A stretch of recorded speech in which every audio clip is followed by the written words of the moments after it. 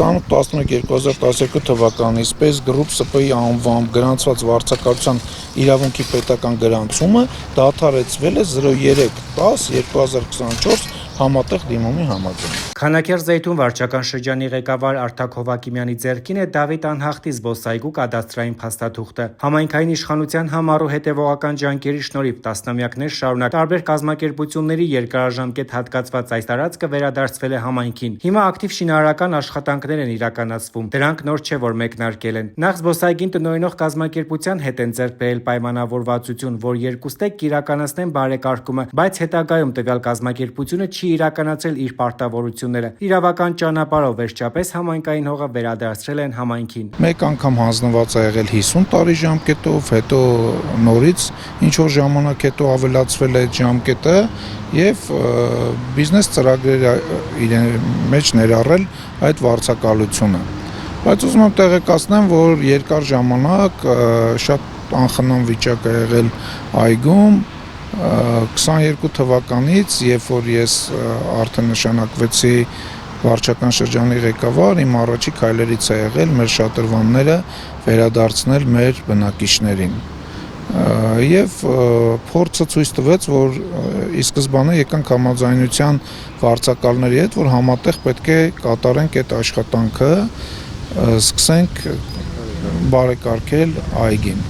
Հետո ընթացքում առաջացավ խնդիրներ, իրավական խնդիրներ, որի արդյունքում մենք փորձեցինք շատրվանները արդեն հետ վերադարձնել եւ չեղյալ անել այդ վարձակալության պայմանագիրը։ Արտակ Հովակիմյանի խոսքով կառուցել են ջրահեռացման համակարգ, խմելու ջուր ու էլեկտրականություն են քաշել։ Արված աշխատանքների մեծ մասն իր բնորոշման փողի տակ է, մնացած աշխատանքներն էլ լայն թափով են ընթանում։ Նախորդ տարվա հոկտեմբերից դադարեցրել են շինաշխատանքները, իրենց նպատակը որակյալ արդյունք ունենալն է եղել։ Գարնանն էլ եղանակային պայմանները բարենպաստ չեն եղել, որ աշխատանքներն ակտիվ ընթանան։ 14400 քառակուսի մակերեսով տարածքում ոռոգման համակարգը ամբողջությամբ նոր դրված է։ Խմելու ջուրը ամբողջությամբ նոր դրված է։ Հոսանքները ամբողջությամբ նորը դրված է, այսինքն հնում երբևիցե չի եղել այդ ամեն ինչը։ Այսինքն այս ծառերը, այս ամեն ինչը միշտ ջրվել է տարբեր տեսակի բնակիչների կողմից, ասենց ասեմ, ինչ որ շլանգային համակարգով, մի խոսքով։ Իսկ հիմա արդեն այդ բոլոր համակարգերը մնացել են հողի տակ, որը 23 թվականին ակտիվ աշխատանք են կարել, ներդրումներ են կարել եւ այդ ամեն ինչը կազմակերպել ենք։ Հիմա արդեն 24 թվականի հոկտեմբերից հետո ձմեռային ամիսներ,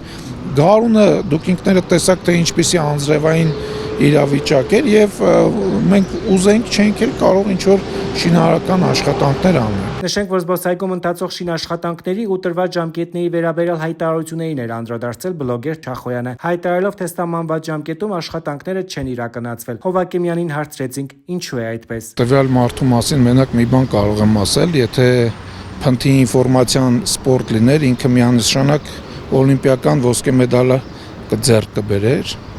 Ուրիշ բան ավելացնելու չունեմ իր հետ կապված։ Շինաշխատանքների ավարտի ժամկետ կա, բայց վարչական շրջանի ղեկավարն այն չի բարձրաձայնում, կարճ ասում է, իրենց նպատակն էլ է մեկ օր շուտ բարեկարգված, լուսավոր ու մաքուր զբոսայգին դարձնել Քանաքեռ-Զեյթուն վարչական շրջանի բնակիչների ամենօրյա այցի վայր։ Այն շատ չի ուշանա, աշխատանքների մեծ մասն ավարտված է, կարևորը որակով, որին ինքն անձամբ է հետևում։